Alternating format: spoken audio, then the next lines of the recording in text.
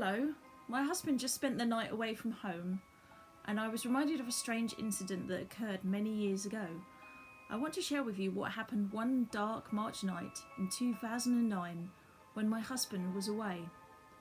Normally, we spend nearly all our time together. Feeling the absence of him for the first time in years, and knowing the van was not on the drive, I slept with the light on. I slept fitfully that night, but was woken at 4 a.m. by a gentle knocking on the front door. My heart shuddered into life, beating a heavy thump, thump, thump. I slipped on my dressing gown and made my way to the front door. The door is glass, and with the light on, I could see a vague figure of a woman. Feeling vulnerable, I asked for the door. "Who is it? What do you want? It's 4 a.m.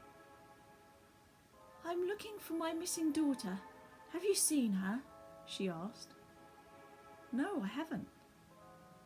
"She's 15 years old and she's gone missing. I have a letter and a picture of her. I'll leave them under your doormat." "Okay," I said. I felt like I should probably have let her in, but having just woken up, and as I was on my own, I didn't. She wandered off and I raced around to the living room window. I saw the back of her disappearing off, and she seemed to fade away as she got to the edge of the streetlight.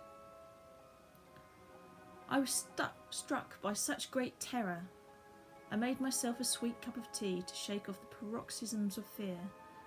Then, although I'd never been brought up with any great faith, I felt myself reaching for the shelf and an old family Bible. I'd seen something in a program of Cadfile years ago where they'd use the Bible to find an answer, and with my eyes closed, I let the book fall open on a page and put my finger on a paragraph. Blinking my eyes open, I read the paragraph as follows. "In thoughts from the visions of the night, when deep sleep falleth on men, fear came upon me, and trembling, which made all my bone to shake. Then a spirit passed before my face. The hair of my flesh stood up. It stood still, but I could not discern the form thereof. An image was before my eyes. There was silence, and I heard a voice saying, 'Shall mortal man be more just than God? Shall a man be more pure than his Maker? Behold, he put no trust in his servants, and his angels he charged with folly. How much less in them that dwell in house of clay, whose foundation is in the dust, which we crushed before the moth.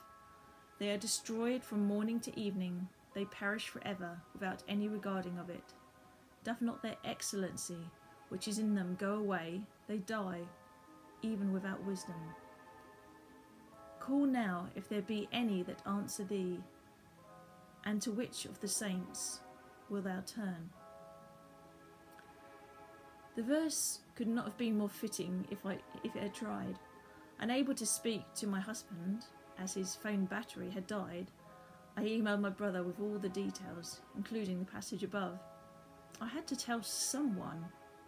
As day dawned, the rational mind tried to take over. I opened the front door, and the only thing I found tucked under the doormat was an advert for the local pub, the White Horse. Interestingly, the White Horse is said to be haunted itself. Remembering my own grandma, I reasoned, however, it was probably a lady with dementia. She'd had silver grey hair. It's easy to be rational in the daylight, but in the dark, still hours of the night, it was fear that took hold. Maybe I should have opened the door and helped her, but like the Bible verse, fear certainly did come upon me and make my bones shake. To this day, I still think about her and my decision not to open the door. Was I right? Was I wrong? Was she real, or just a poor lost soul wandering in the night?